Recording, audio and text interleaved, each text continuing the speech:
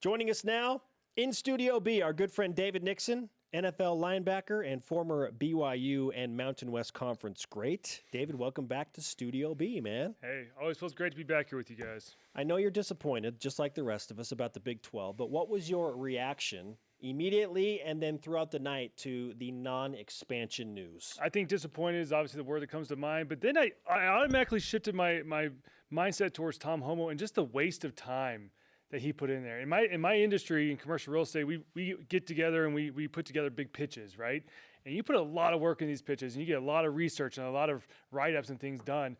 And I automatically thought of Tom Homo, and I thought, man, he put together this big presentation, right?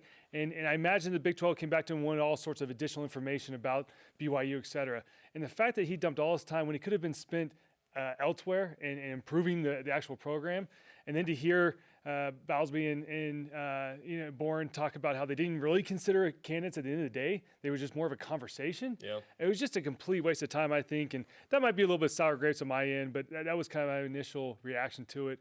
It's obviously unfortunate. Everyone was excited, especially when there was so much talk that would probably happen. It would sound like it was almost like a lock to happen, and then for it all of a sudden to kind of change. There's lots of conspiracy theories, and do they leverage BYU into trying to get more money from ESPN and from Fox?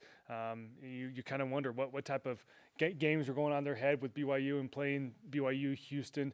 And I've read some stuff on Twitter that there might be a fallout now with Houston and Texas and how they were trying to play buddies, but Houston's now kind of like, well, why didn't you just give us a heads up? If you knew this was going to happen and this was a sense that was going on, why didn't you give us a heads up? So really it came back. It kind of came back to backfire on Texas because at the first they were trying to be buddies to try to get some of their own things passed, but.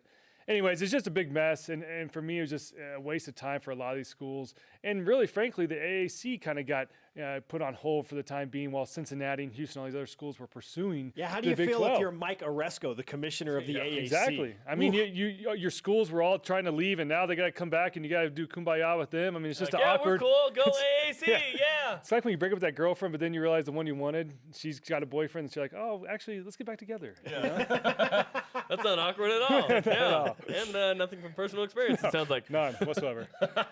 It was, I did like that there was some finality to it because now there can be some closure, like, okay, we're done with that. Because I thought at the beginning the door would be open when they were saying at this time, but then they were very clear about, no, they said never say never, but this is not an active item, which I actually liked. I said, okay, now BYU can break away from this, focus on things that matter. Yeah, and I think emotionally coming into this, coming into yesterday, I think we were all kind of prepared. We talked a lot about this, that there wasn't really smoke going on, right? There wasn't a lot of reports as there had been previously that, oh, these teams are getting a lock or these teams are in. It's been kind of quiet for the last 2 to 3 weeks, maybe even a month. And so I wasn't really high on it. I figured it probably was they weren't going to expand. And, of course, they came out with the reports that day. But I'm with you. I'm glad it's done. We can put it behind us and kind of start planning for the future. And BYU, fortunate enough, BYU fans have this Thursday's game to look forward to hopefully put this whole Big 12 stuff behind them. What's in store for BYU athletics in the next 10 years? We discussed independence until something better comes along. Now, what is that something better? Is it a new conference? Is it a Power 5 invitation? Is it maybe football only in the American, as Jaron presented? I proposed in 2020, just entertaining the idea. Yeah. Yeah. Well, there's one thing we all know is this whole expansion thing is very fluid. I mean, I wouldn't surprise. I know a lot of these teams have their grant of rights up in a few years in the future, but we've seen that teams are talking. There's a lot of stuff going on to the fact that I wouldn't be surprised if one of these other conferences decide to try to expand earlier, maybe a Pac-12 or a Big Ten. Even though they have their grant of rights, they might look to add teams early, or even if not that, at least they get the conversation going, right? And so next thing you know, we're thrust into a whole other conference and the conversation there. But independence, no question, is the only route to go right now. There's no way BYU could ever go back to the Mountain West or to any other. Maybe the AAC could be a good fit, but I think just traveling, things like that would be tough. I still think independence is probably better than AAC, to be honest.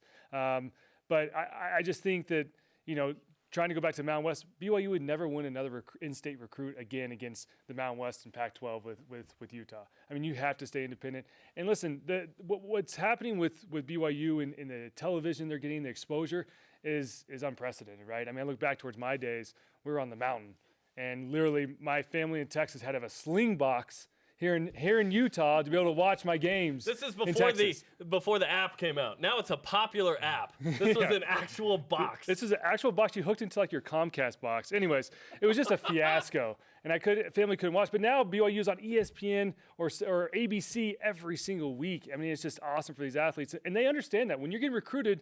You say, hey, I could go to the Pac-12, but I'll be on the Pac-12 network, which nobody gets, and I'm playing at 9 o'clock at night, or 11 o'clock at night on the East Coast, or I go to BYU and I'm playing prime time. I'm playing on Thursday night, Friday nights, and Saturdays against great teams, Michigan States, and you're playing all these P5 teams anyways, right? So I don't see any drawback from it, but I get that fans want to be in a conference. I'm right there with you. I enjoyed being in the Mountain West Conference. I enjoyed vying for, playing for a championship.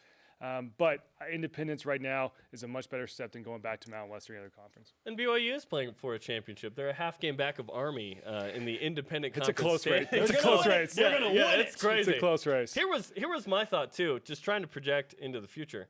Will BYU or BYU fans get tired of independence? Not having a conference context. My idea was in 2020, maybe BYU just entertains the idea of football only in the AAC, just because. What if BYU doesn't have that 1 or 2 loss season to validate independence in some way? It's validated in the ESPN, in the broadcast ratings, in the fan experience, in the national exposure.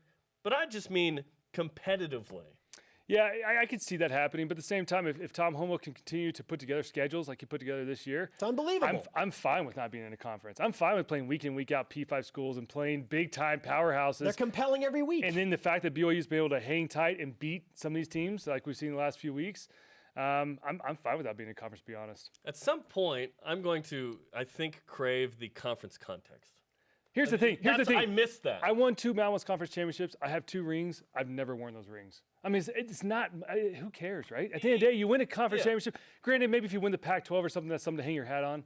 But to go win the AAC, I mean, I don't think that's something you put on your resume. It's not a huge deal per se, right? So unless BYU can get in a P5, you stay out of it. Now, what do you focus on in those seasons? Was it the national ranking you finished with at the end of the season? 100%. It was all about staying in that top 20, top 15. And what if you were out? That's where I'm getting at, because as an independent, that's where BYU sits. Once you lose like twice, you're out of the running for anything significant beyond. You don't know what bowl you're playing in, which is kind of exciting. Although San Diego's going to be awesome with the Poinsettia Bowl, but I think I'm going to miss the conference context a little bit. And what if it turns into the Mountain West in that you have 2 or 3 ranked teams in the league? Because when TCU and Utah were good, it was fun, man. You had some big games in conference. But right now, once BYU loses 3, then what?